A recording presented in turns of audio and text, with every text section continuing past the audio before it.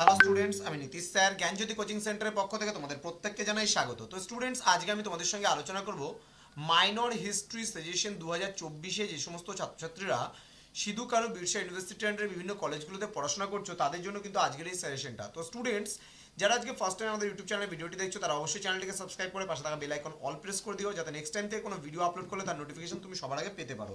এছাড়া তোমরা যারা ভাবছো যে অনলাইনে আমাদের কাছে পড়তে চাও, তাহলে অবশ্যই তারা যোগাযোগ করবে আমাদের সঙ্গে 7076398606 নম্বরে অথবা 6295916282 নম্বরে।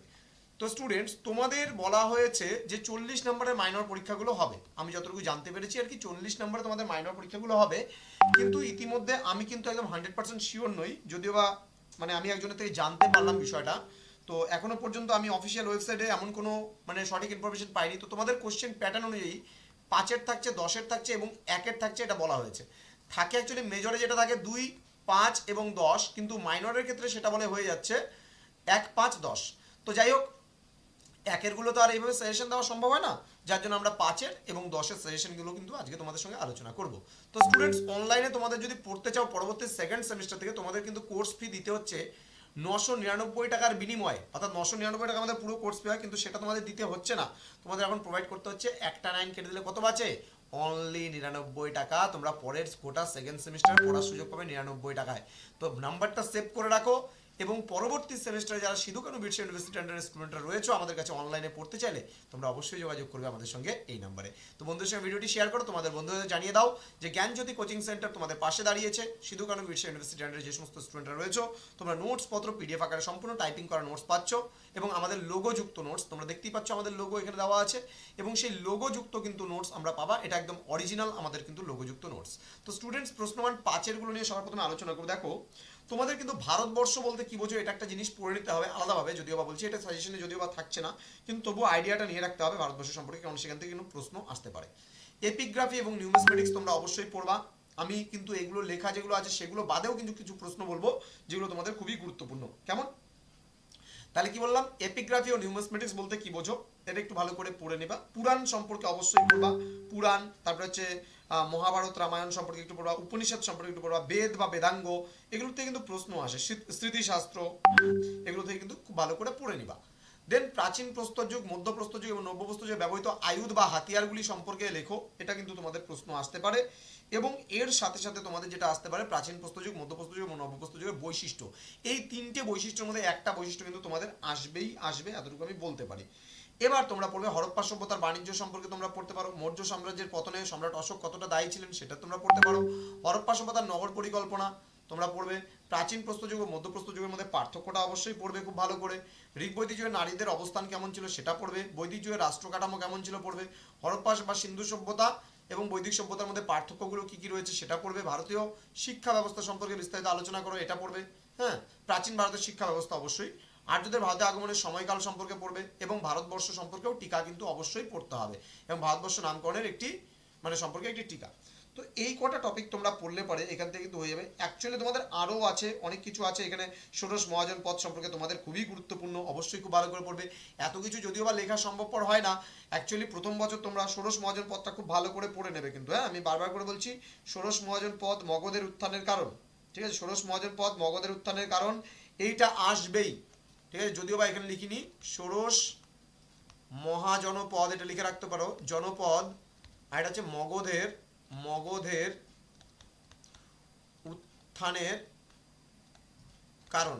এই দুটো কিন্তু তোমাদের 5-এর জন্য আসতে পারে, ঠিক আছে? ইম্পর্টেন্ট প্রশ্ন, ঠিক আছে? খুব ভালো করে পড়বা। অশোকের ধর্মটা সম্পর্কে পড়বা। হ্যাঁ, তারপর হচ্ছে আর্যদের ভারত আক্রমণ, সরি তোমার হচ্ছে এই যে আরব ভারত আক্রমণ, আরবদের ভারত আক্রমণ, এটা সম্পর্কে একটু পড়ে নেবা। যাই হোক, এবার চলে আসবো আমরা 10 নম্বরের প্রশ্নগুলোতে। 10 নম্বরের অতি গুরুত্বপূর্ণ প্রশ্নগুলো। প্রাচীন প্রস্তুতির সাহিত্যিক উপাদান মানে সরি প্রাচীন ভারতের ইতিহাসে সাহিত্যিক উপাদানগুলির গুরুত্ব কী রয়েছে, প্রাচীন ভারতের ইতিহাস রচনার ক্ষেত্রে প্রত্নতাত্ত্বিক উপাদানগুলোর গুরুত্ব কী রয়েছে, এই দুটো কিন্তু সোর্সেস থেকে ইম্পর্টেন্ট রয়েছে তোমাদের। দেন নবপ্রস্তর যুগের বৈশিষ্ট্যগুলি খুব গুরুত্বপূর্ণ। আমি বলছি প্রাচীন প্রস্তর, মধ্যপ্রস্তর, নবপ্রস্তর তিনটাই পড়বা, তার মধ্যে সবথেকে বেশি গুরুত্বপূর্ণ হচ্ছে নবপ্রস্তর। ওকে, হরপ্পা সভ্যতা ধর্মীয় জীবন ও রীতিনীতি ভালো করে পড়বা। হরপ্পা সভ্যতা পতনের কারণ, আর্যদের আদি বাসস্থান পড়বা। ঋগ বৈদিক যুগে আর্যদের সামাজিক অবস্থা, পরবর্তী বৈদিক যুগের কী কী পরিবর্তন হয়েছিল। ঋগ বৈদিক যুগে আর্যদের অর্থনৈতিক অবস্থা এবং পরবর্তী বৈদিক যুগের কী কী পরিবর্তন হয়েছিল। ভারতে বৌদ্ধ ধর্ম এবং জৈন ধর্মের উত্থানের সামাজিক ও অর্থনৈতিক পটভূমির মূল্যায়ন করো। অশোকের ধর্ম বলতে কি বোঝায়, তার ধর্মের মূলনীতিগুলি বা বৈশিষ্ট্যগুলি সম্পর্কে আলোচনা করো। ঠিক আছে, তারপরে হচ্ছে তোমার ভারতের ভূপ্রকৃতির বৈশিষ্ট্যগুলি আলোচনা করো, ভারতের ইতিহাসে তাদের প্রভাব আলোচনা করো, ভারতের ইতিহাসে ভৌগোলিক প্রভাব আলোচনা করো। ঠিক আছে, দেন ভারতীয় সভ্যতায় বৈচিত্র্যের মধ্যে ঐক্য যেটা আছে সেটা তোমরা সম্পর্কে পড়বা। দেখো এখান থেকে তো অ্যাকচুয়ালি তো অনেক কিছু প্রশ্ন হয়, কিন্তু আমি কিন্তু এত প্রশ্ন তোমাদের দিচ্ছি না। এই যে অশোকের ধর্মটা বললাম খুব ভালো করে পড়বা। ঠিক আছে, মানে মৌর্য সাম্রাজ্যের পতনের কারণ তোমরা পড়বা। গ্রিক আক্রমণ পড়বা। বুদ্ধিজম অ্যান্ড জৈনিজম থেকে কিন্তু প্রশ্ন আসবেই, বুদ্ধিজম অ্যান্ড জৈনিজম খুব ভালো করে পড়বা। যে বৌদ্ধ ধর্ম এবং জৈন ধর্ম উত্থানের পটভূমি, এটা কিন্তু এটা এটা তোমরা লিখে রাখতে পারো। জৈন ধর্ম ও বৌদ্ধ ধর্ম উত্থানটা খুব ভালো করে পড়বা, এটা কিন্তু আসবেই। এবং তোমার হীনযান মহাযান থেকে পাঁচের পড়তে পারো, তোমার হচ্ছে দিগম্বর শ্বেতাম্বর থেকে পাঁচের পড়তে পারো, ত্রিপিটক পড়তে পারো। এই সমস্ত প্রশ্নগুলো কিন্তু তোমাদের একটু পড়তে হবে। তো স্টুডেন্টস, এর মধ্যে থেকেই তোমরা কমন পাবে। হ্যাঁ, original homeland of the Aryans, এই সমস্ত প্রশ্নগুলো কিন্তু কমন তোমরা পাবে। তো স্টুডেন্টস, জ্ঞানজ্যোতি কোচিং সেন্টার অফিসিয়াল ইউটিউব চ্যানেলটিকে অবশ্যই সাবস্ক্রাইব করে রাখো। তোমাদের পাশে আছি আমরা, সাথে আছি আমরা, তোমাদের উজ্জ্বল ভবিষ্যৎ গড়ে তুলবো আমরা, এটাই কিন্তু আমাদের মূল প্রতিশ্রুতি। তো স্টুডেন্টস, আমাদের এই অফিসিয়াল নাম্বার দুটো সেভ করে রাখো। কোনো রকমের পড়াশোনা সংক্রান্ত ইনকোয়ারির জন্য আমাদের হোয়াটসঅ্যাপে মেসেজ করতে পারো, এবং তার সাথে সাথে তোমরা ফোন করেও আমাদের কিছু জানাতে পারো। তোমরা পরবর্তী সেমিস্টার থেকে অনলাইনে আমাদের কাছে অ্যাডমিশন নাও, আমরা এটাই চাইবো। প্রচুর পরিমাণে আমাদের প্রতিটা সাবজেক্টের জন্য আলাদা আলাদা টিচার রয়েছে। মেজরের জন্য বাংলায় রয়েছে ডালিয়া ম্যাম, ইংলিশে রয়েছে মৌমিতা ম্যাম, এডুকেশন রয়েছে ইয়াসমিন ম্যাম, হিস্ট্রিতে আমি স্বয়ং রয়েছি, নীতিশ স্যার, সোশ্যোলজিতে আমি রয়েছি, এবং হিস্ট্রির ক্ষেত্রে অপূর্ব স্যার রয়েছে, হিস্ট্রির ক্ষেত্রে শ্যাম স্যার রয়েছে তোমাদের।